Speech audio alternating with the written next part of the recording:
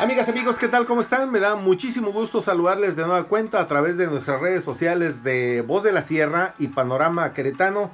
Les saluda como siempre con mucho gusto y entusiasmo su amigo Facundo Ugalde González con lo más importante, lo más relevante de la información al instante. Fíjese que en lo personal me da muchísimo gusto saludar a través de la vía telefónica al doctor Sarbelio Moreno Espinosa.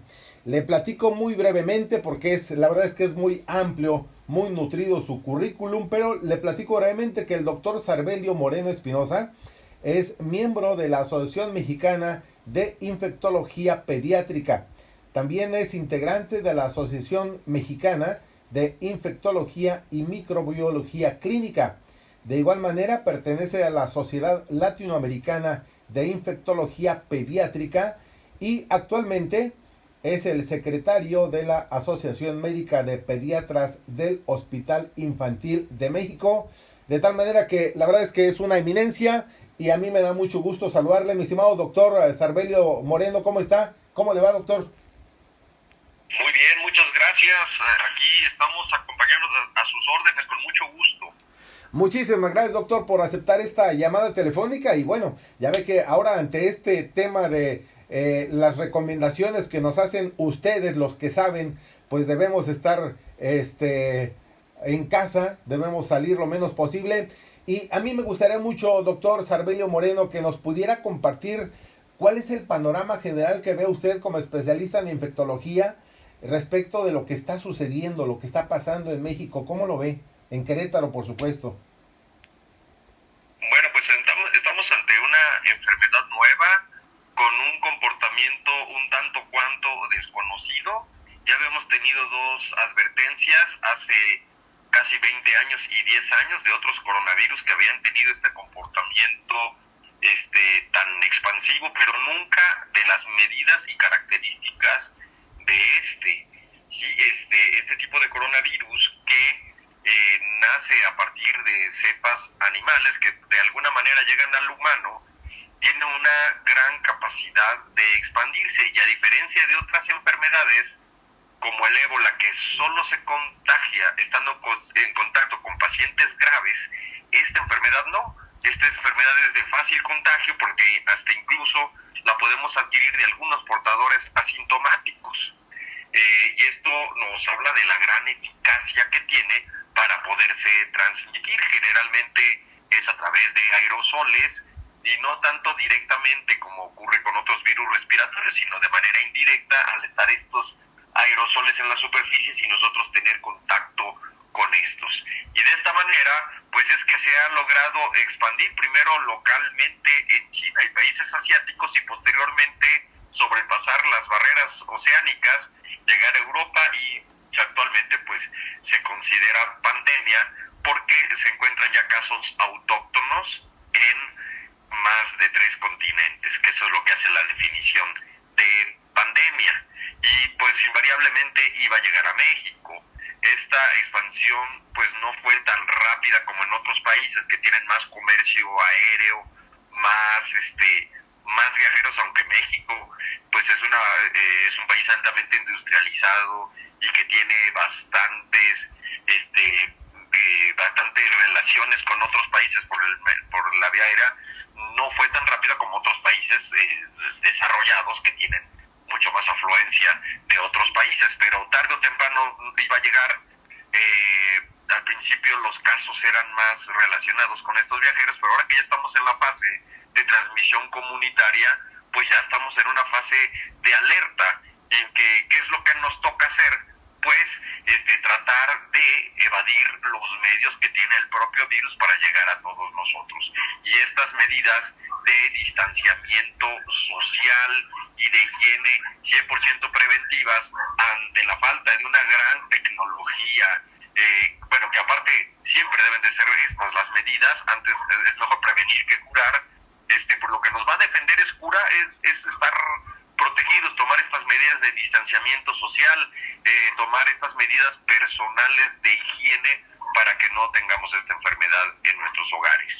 Claro, doctor, ¿considera que las medidas que ha dictado la autoridad, en este caso desde Presidencia de la República o en el caso de Querétaro, la Secretaría de Salud, que bueno, todo ha sido a través de la Secretaría de Salud han sido las conducentes, han sido las adecuadas?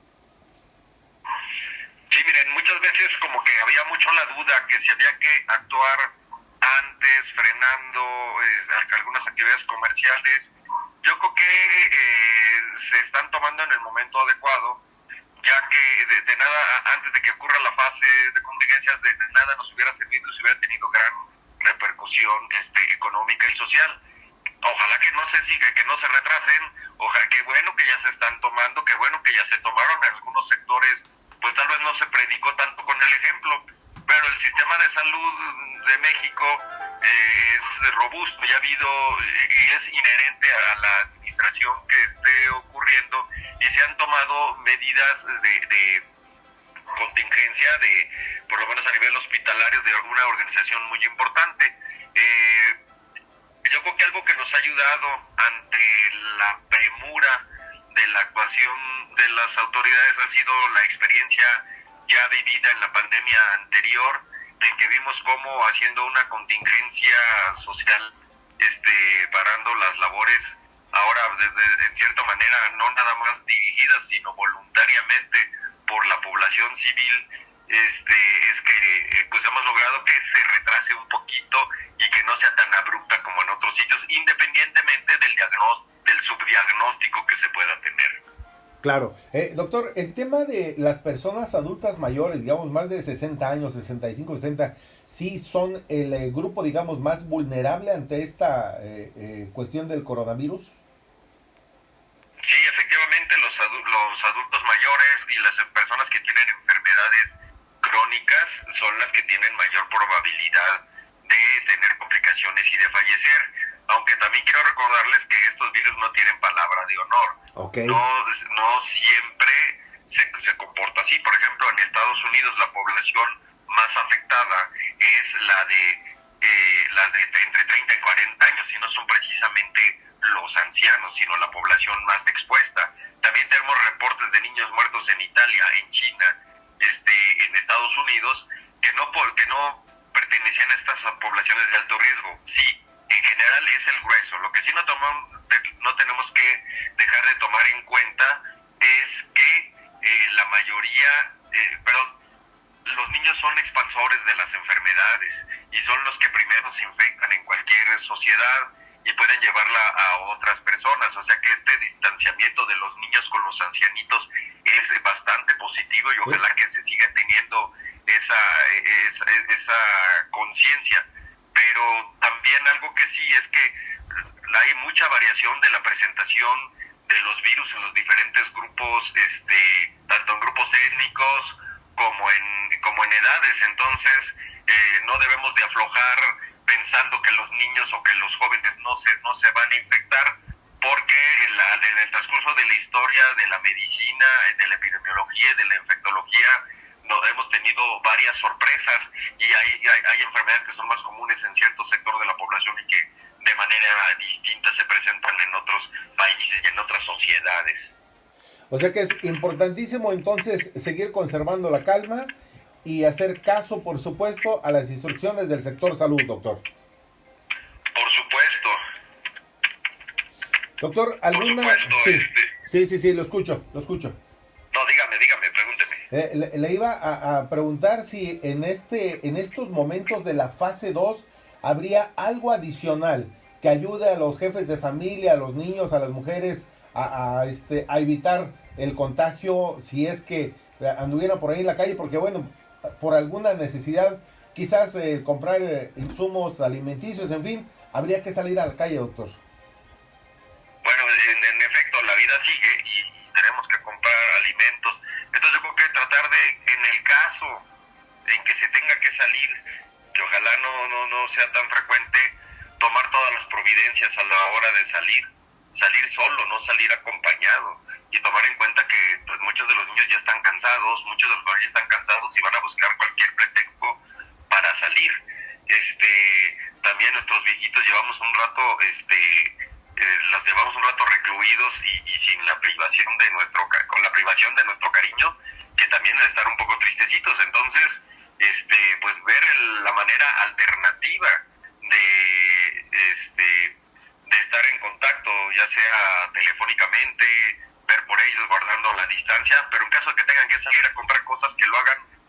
lavándose las manos cada hora, llevando sanitizadores o toallitas para limpiar las superficies en las que vamos a estar y tratando de conservar nuestra distancia de 1,5 metros ante todas las personas.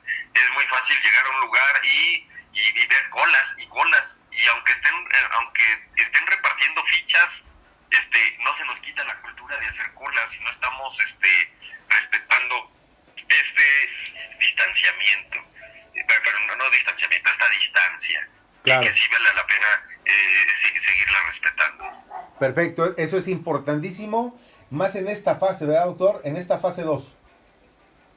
Sí, efectivamente. Otra cosa que me he enterado, mucha gente está comprando cloroquina y tratamientos antipalúdicos, que la mera verdad todavía no se ha demostrado que ningún tratamiento antiviral, antipalúdico, antimicrobiano o estimulante tenga utilidad para esto o que sea completamente seguro. Todavía están en fase experimental.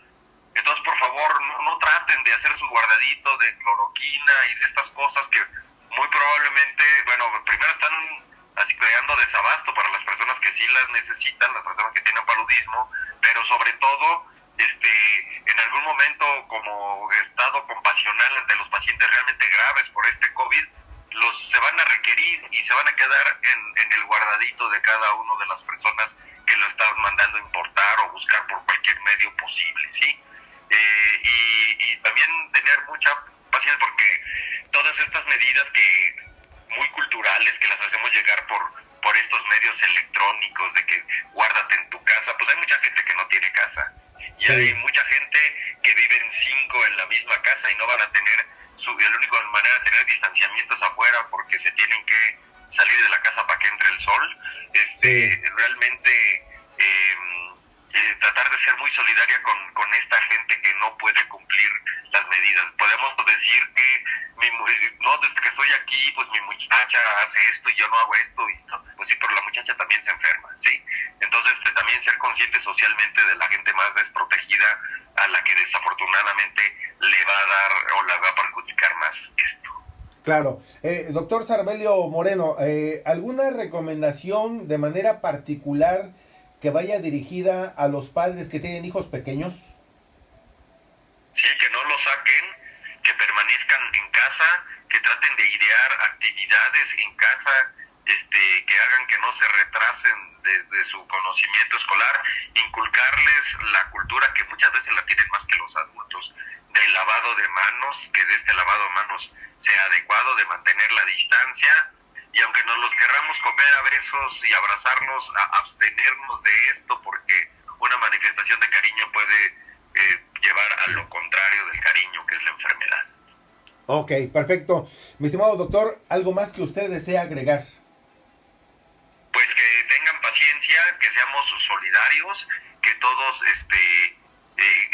nos juntemos para combatir esta enfermedad de la manera que está en nuestras manos, que es la prevención.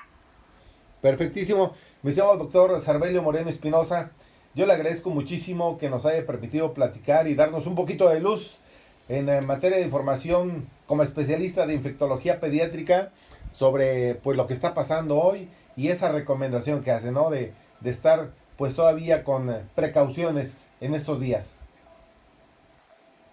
A sus órdenes, con mucho gusto, y reitero mi disponibilidad para algo que pueda ayudar.